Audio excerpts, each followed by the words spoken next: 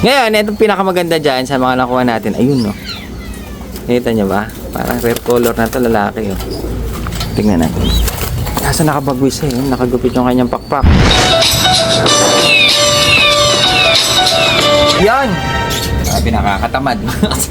Dahil malulam, tapos kanina medyo maambon-ambon, kaya nakakatamad talaga. As in, nakakatamad, basta matulog. Eh ngayong araw na to, mga singko, meron tayong kinuhang mga ibon.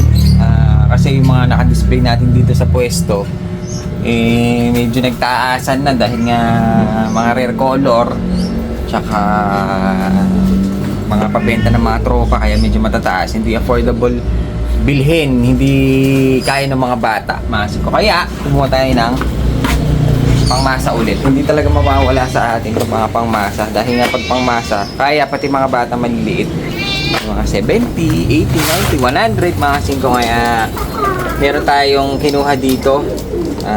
Ang problema ko lang talaga yung one eye, hindi natin siya maiiwasan. Meron akong nakakuha dito, hindi ko napansin, may one eye. Tapos yung mga natira sa atin, hindi ko mailabas kasi nga may one eye. Ito yung mga nakuha natin mga singko. Tapos meron pa ako ditong natira, hindi ko pa nailalabas kasi nga ginagamot pa natin. Tapos meron ako nakuha na medyo sakto lang presyohan natin.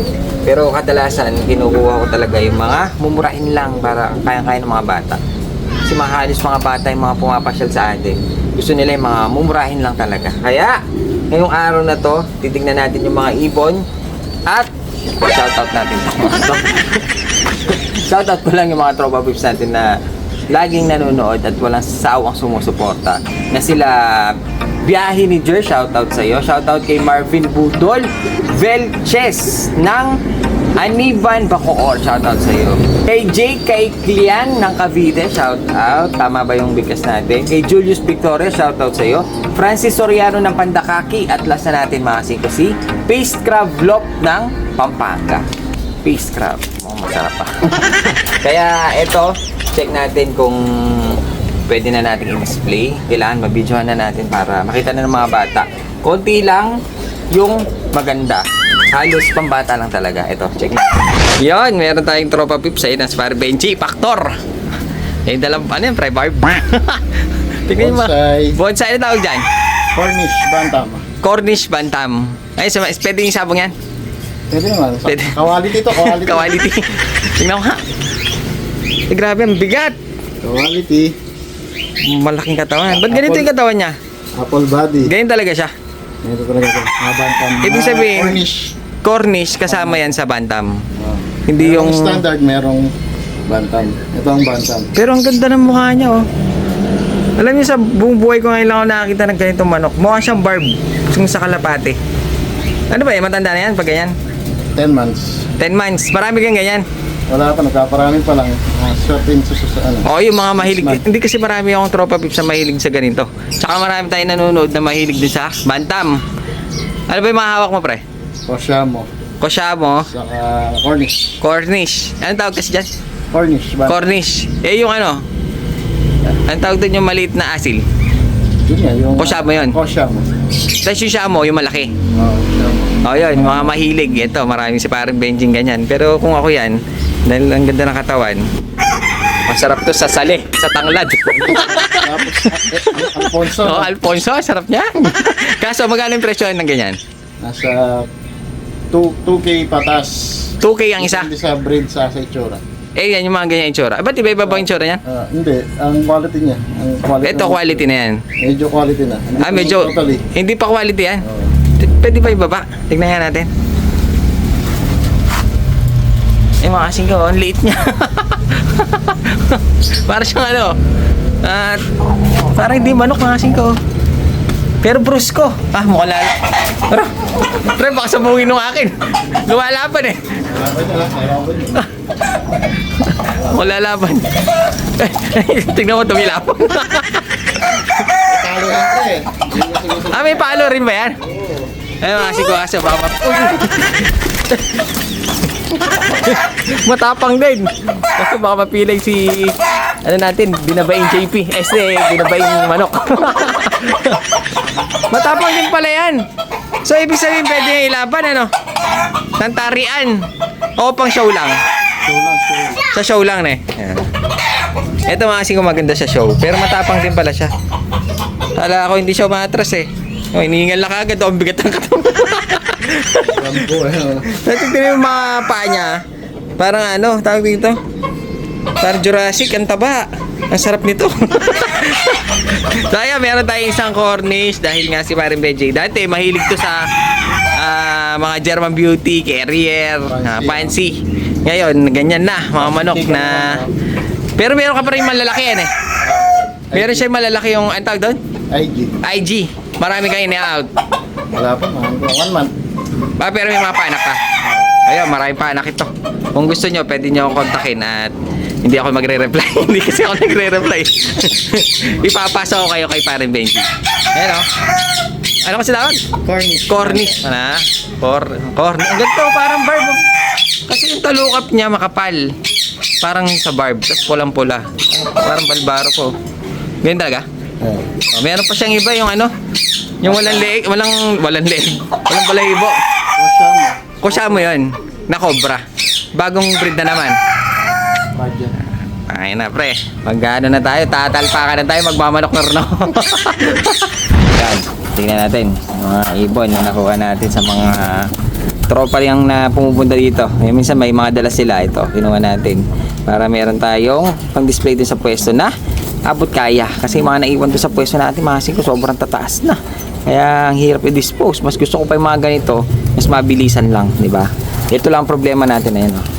Minsan nakakakuha tayo na, ayun oh, may mga manay na yung iba oh.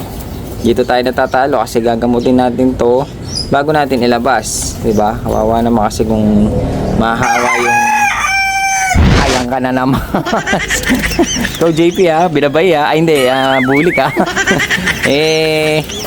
kawawa naman yung alaga nila kung makukuha nilang ganito tapos mahahawa yung kanila. Kaya ito yung mga natira naman.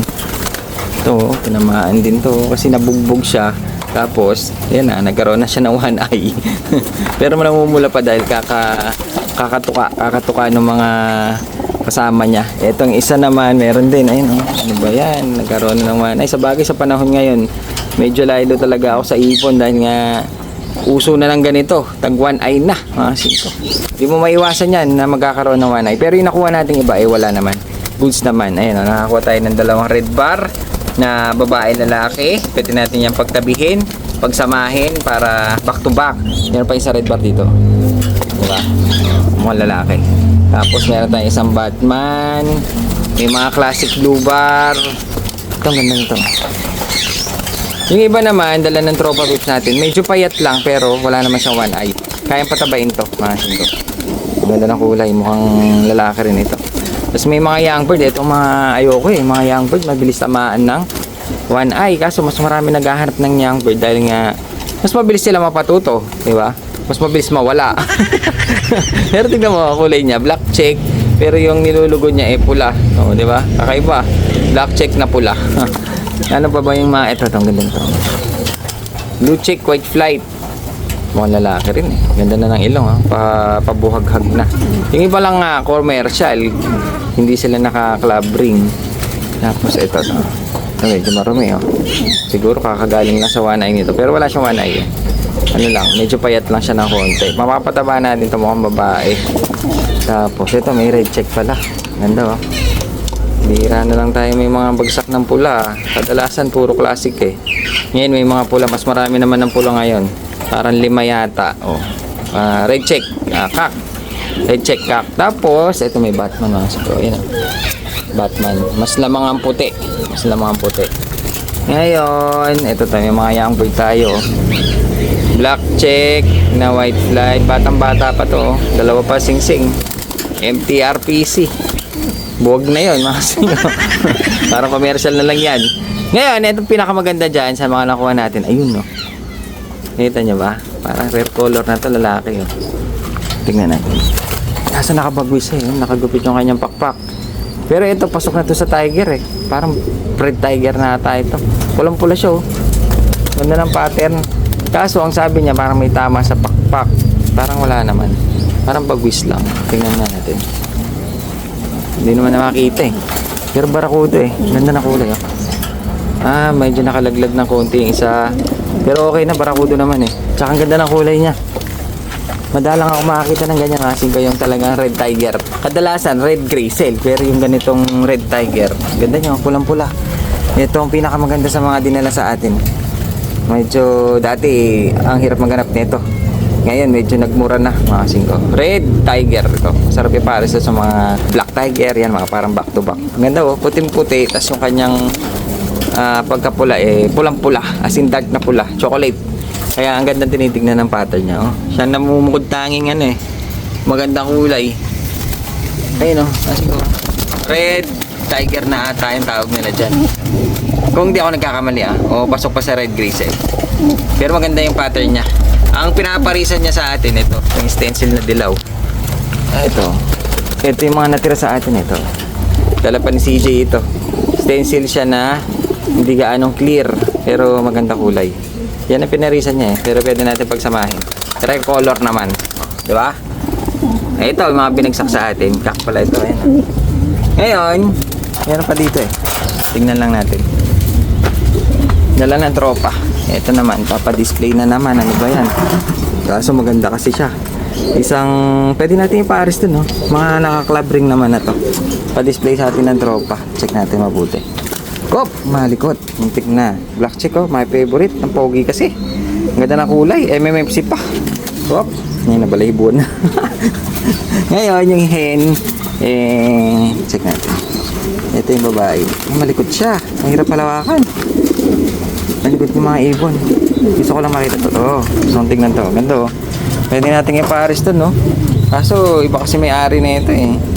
Oh, di ba? Black and white naman siya na naka-club ring din babae. Ganda ng mukha oh.